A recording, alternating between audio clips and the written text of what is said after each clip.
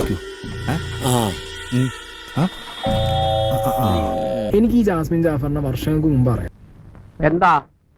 ഞങ്ങളിവിടെ ഈ പട്ടാളം മാധവമ്മയുടെ വീട്ടില് പുതുതായിട്ട് താമസിക്കാൻ വന്നവരാ. ഓ, സാഹിത്യകാരൻ കൃഷ്ണമൂർത്തി. ജാഫർ എന്ന് പറഞ്ഞ ജാസ്മിന്റെ ഉപ്പ വിളിക്കുന്നതിന് മുമ്പ് തന്നെ ജാസ്മിൻ കടന്നു പോകുന്ന സിറ്റുവേഷൻസ് ഇപ്പൊ ഞങ്ങൾ അന്നൊക്കെ വീഡിയോ ഇട്ടുന്ന ആളുകളാണ്.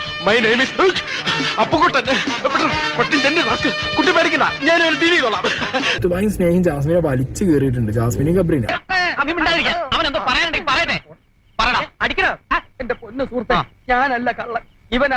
ഈ ജാസ്മിനെ വർഷങ്ങൾക്ക് മുമ്പ് അറിയുന്നത് കൊണ്ടും ജാസ്മിന്റെ വേറൊരു സിറ്റുവേഷൻ ഭയങ്കര ഡൗൺ ആയിട്ടിരിക്കുന്ന സിറ്റുവേഷനിൽ ജാസ്മിനെ കുറച്ചൊക്കെ ഹെൽപ്പ് ചെയ്യാൻ പറ്റിയ ഒരു വ്യക്തി എന്നുള്ള നിലയ്ക്ക് എനിക്ക് ജാസ്മിൻ സഫർ ചെയ്തൊരു ജേർണി എനിക്കറിയാം. എന്റെ ജീവിതത്തിൽ ഞാൻ ഇങ്ങോട്ട് പുലിവാല പിടിച്ചിട്ടില്ല.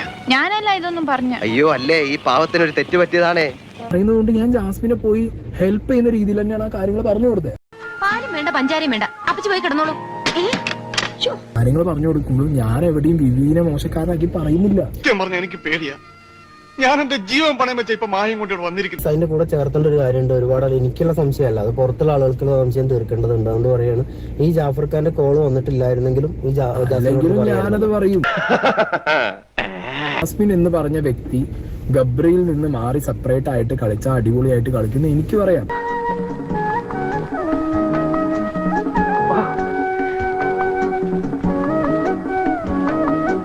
ആരെങ്കിലും വന്ന് കണ്ടിരുന്നെങ്കിൽ എന്തായാലും ഗെയിമും പ്ലാനും ആണ്, അതൊരു ഹെൽപ്പും ആണ് ആ ജാസ്മിന്. ഞാൻ രണ്ടും കൂടിയും കൺസിഡർ ചെയ്തിട്ടാണ് ഞാൻ എന്ത് പറഞ്ഞത്, ജാസ്മിനോട് കൃത്യമായിട്ട് ഈ കാര്യങ്ങൾ പറഞ്ഞു കൊടുക്കുന്നത്. പറയുന്നൊന്നും കാര്യമാക്കണ്ട, തന്നെ സംസാരിക്കുന്ന ഇഷ്ടമാണെങ്കിൽ അത് തുറന്നോളൂ. പിന്നെ മറ്റേ ടെക്സ്റ്റൈൽ സംഭവം ഞാൻ ആരോടും പറഞ്ഞിട്ടില്ല. അത് ഞാൻ അതിനകത്ത് തന്നെ സിബിനോടൊക്കെ പറയുന്നുണ്ട്, ഒന്നില്ലെങ്കിൽ രണ്ടുപേരും പിരിഞ്ഞു കളിക്കണം. അതിനു വേണ്ടിയിട്ട് ഞാൻ ഈ സംഗതി അത് അവൾക്ക് ഹെൽപ്പാവും. അവൾക്ക് ഇപ്പൊ മനസ്സിലായി. ഞാൻ ജാസ്മിനോട് അതിനകത്ത് പറയുന്നുണ്ട്, ഞാൻ ഇപ്പൊ നിന്നോട് പറഞ്ഞ കാര്യം എന്താന്നുള്ളത് എനിക്ക് ഇപ്പൊ മനസ്സിലാവില്ല. ഈ പുറത്തിറങ്ങുമ്പോ നീ എന്ത് ചെയ്യും, എന്നോട് സോറിയും പറയും, എന്നെ കെട്ടിപ്പിടിക്കും.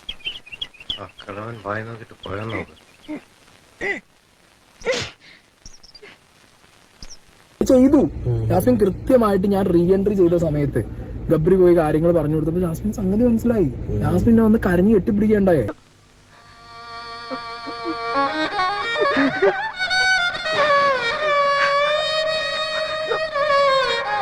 ജാസ്മിന്റെ ഉപ്പ അതിനകത്ത് വന്നപ്പോ എനിക്ക് താങ്ക്സ് പറഞ്ഞു, എനിക്ക് കൈ തന്നു.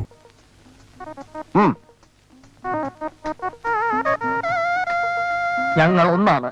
എന്റെ ഫ്രണ്ടിന് ഞാൻ ഹെൽപ്പ് ചെയ്തതിന് എനിക്ക് എവിടെയും എന്തില്ല, ഒരു റിഗ്രറ്റ് ഇല്ല. എനിക്ക് ഒരു റിഗ്രറ്റും ഇല്ല. ഞാൻ ഇനിയും സപ്പോർട്ട് ചെയ്യും, അത് എന്റെ ഇഷ്ടം.